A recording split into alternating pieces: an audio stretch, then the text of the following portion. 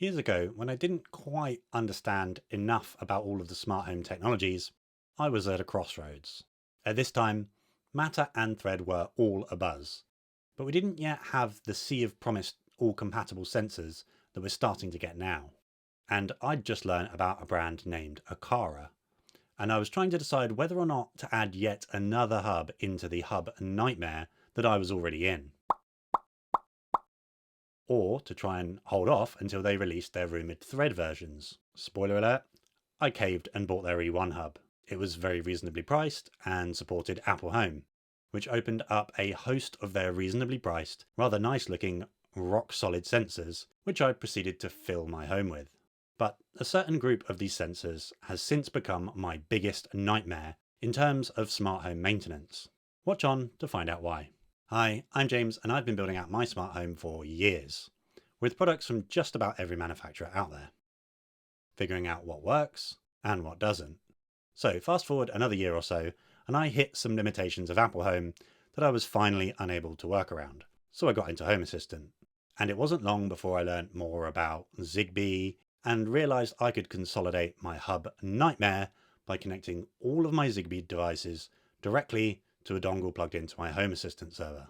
And after a couple more years of experience with this setup and various other iterations, I'm now using the Sonoff Dongle Max with Zigbee to MQTT, and I am mostly loving it. The one problem that I have now is those Aqara sensors. Once my favourite sensors for their price, reliability and aesthetic, they're now the biggest pain in my butt. The trouble is that the older Aqara sensors don't strictly adhere to the Zigbee standard, and as a result, they don't always play nicely with all other Zigbee devices.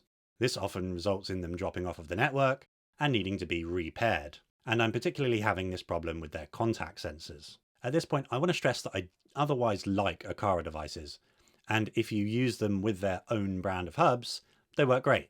But with that said, I'm also on a mission to reduce my reliance on coin cell batteries anyway, and I'll be doing a video all about that at some point in the near future. But for now, I've spoken to the nice people over at ThirdReality, who have quickly become one of my other favourite brands because they also sell reasonably priced Zigbee devices, but with a couple of differences. The first is reliability. They seriously just work. I've not had to repair any of their devices so far, beyond when I rebuilt my Zigbee network on a new dongle, so I had to repair everything. They play perfectly nicely with other Zigbee devices, and vice versa, their Zigbee hubs play nicely with a variety of other Zigbee brands too, even bridging them into whichever ecosystem you like via Matter.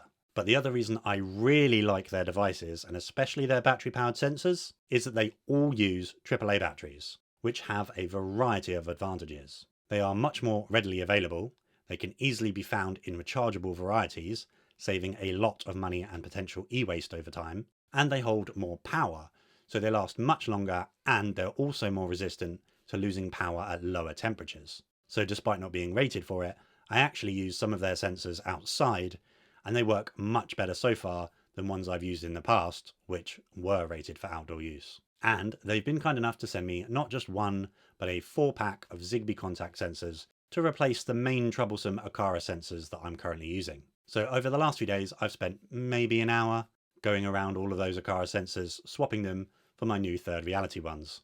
And it honestly might not have taken me that long. As soon as you power one up, they connect right away to Zigbee to MQTT. And Home Assistant makes it really easy to swap a device because you just swap the entity ID and everything continues working as it did before. No need to go around changing every automation for every new device. And I'm running them all from IKEA rechargeable batteries, which are not only cheap, but they're very easy to recharge. So maybe once a year or two, I'll have to go around and recharge them all, but there won't be any further investment in batteries for these sensors for a long time.